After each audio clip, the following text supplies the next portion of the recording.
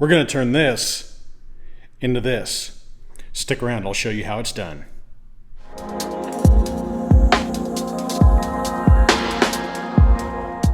What's up friends, Brandon here, you're watching the Scale Racing channel, and today I'm going to show you guys how to cut the ends off of your orange track to give you smooth transitions.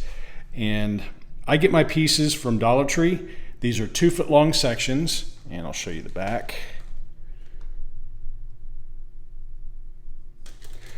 These are 2 foot long sections for $1, and I have found that this is the best bang for the buck as far as Hot Wheels track goes. I like using the 2 foot sections instead of the 1 foot sections that you get from Walmart.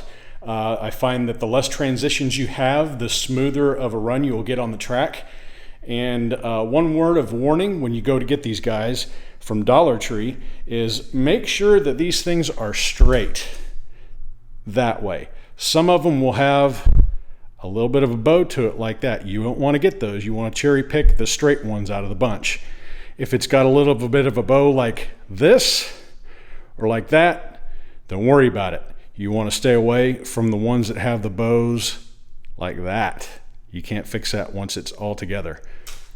So those are the track pieces that I use, and these are the ones that I'm going to demonstrate on how to cut the ends off nice and smooth. When you start taking these apart, make sure you keep your blue couplers, and I'll show you later on what you need to do to those to get them to work like you want them to. What I'm using to make these cuts is a Bosch table saw. Any table saw will work.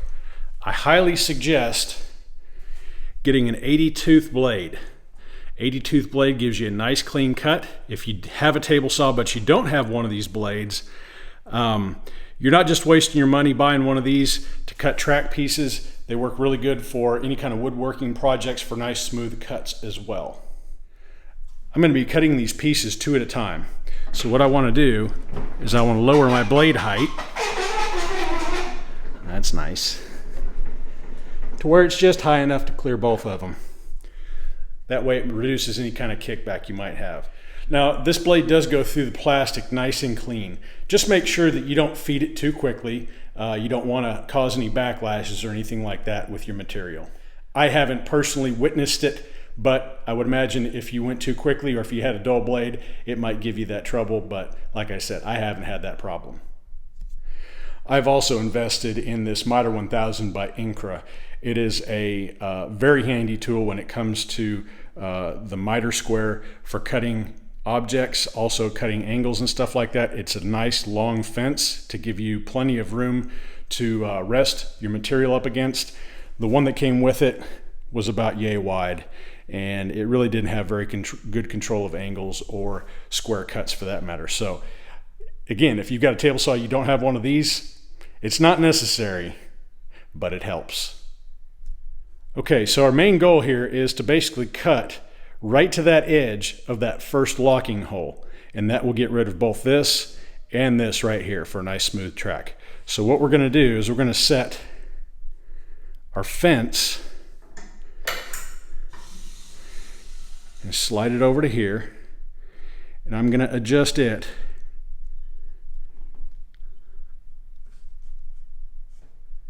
to where my blade is just going to cut a nice clean edge off of that end of the track. All right, let's get this thing fired up and I'll show you what it looks like.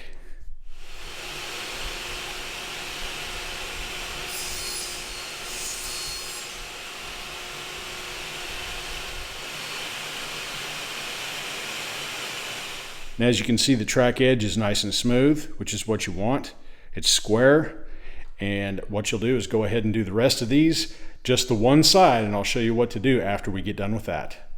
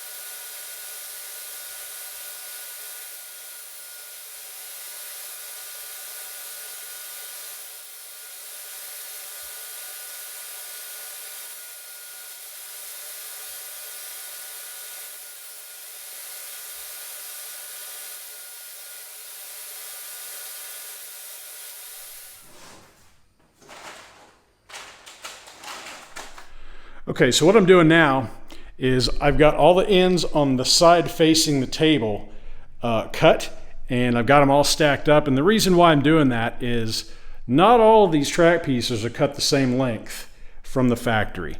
So what I'm going to do is I'm going to go in there and choose which one of these is the shortest. And I'm kind of particular on how I like to do it, but what I'm going to do is pick the shortest, set up my table saw to cut that, and then if I set my fence up like I'm about to show you, all these should be the exact same length when you're done. And one other thing to note, when you cut these ends off, it's going to take 3/4 of an inch off of each side. So you're going to lose 1.5 inches out of total length out of each of these track pieces. So make sure that you measure accordingly and you buy enough pieces to do what you need to do. Okay, now that you've got your shortest piece picked out, and this is not necessary if you don't really care if all these track pieces are the exact same length. Surely if you wanted to, you could just flip them around and cut the other ends off, but not all these are the same length. And I'm a little bit particular, so we're going to go ahead and move this fence over, unlock the table,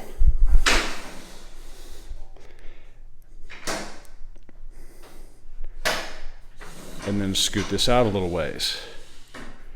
What I want to do is I want to set my fence up to where I cut that end off where I need it to be cut. And I'm going to have to extend this one out just a little bit more. And I'm going to leave this over here as a rest for my material. So actually, what I'm going to do is adjust this extension in to get it right where I need it to be. And actually that looks pretty close right there. So I'm going to go ahead and lock this guy down. Then we're going to take this fence, pull it out of the T-slot,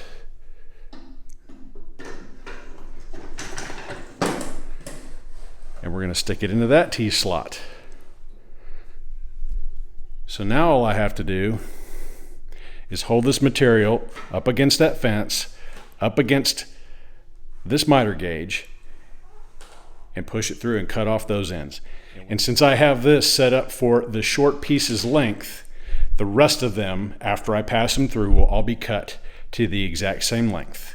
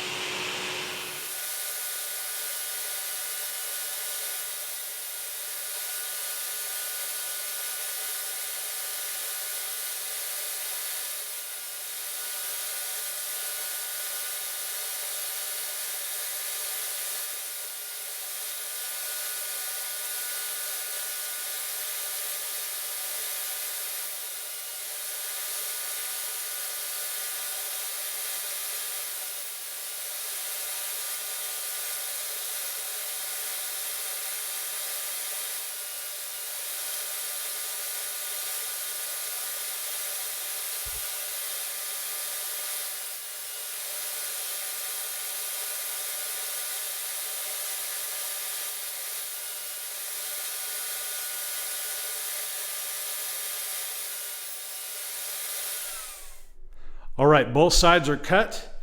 Go back and check your work, stand them back up. These are bowed out a little bit at the bottom, so it's not going to be perfectly flat all the way across. But with two hands, you should be able to check and make sure that all these are the same length. Okay, now to our blue couplers. Basically, you've got this round center and the two locking tabs on each side. And you're just going to use a pair of cutters to go in and just cut each side right on the other side of that locking tab and remove the center, like so. And now you just take that blue piece, slide it in place about halfway, and then slide the other one in. And if your cuts are nice and square, you should have a near seamless joint. Okay, there we go. All of our pieces have been cut. Everything's nice and square. They're all the same length. And I got to go back and cut these tabs, and that'll be ready to go. This is going to a friend of mine. He's wanting to do a 2-lane raceway, and I think he's aiming for about 17 feet long. I cut an extra couple of pieces just to make sure it gets to the length that he needs.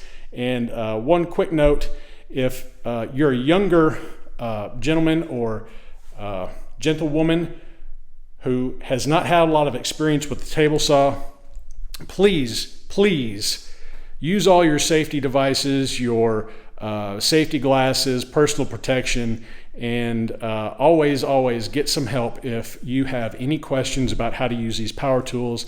They can be dangerous if you don't know what you're doing. If you don't have one of these table saws, find a buddy that wouldn't mind letting you borrow it, or for, I don't know, maybe a couple beers or something like that. He might be willing to go ahead and do it for you anyway. It's an easy technique to do if you've got the right tools to do it with. Once you get all this set up, you can breeze through this, and it might take you about 10 minutes to get all these pieces done. Anyway, that's all I have for you. Until next time, y'all stay healthy. Have fun racing.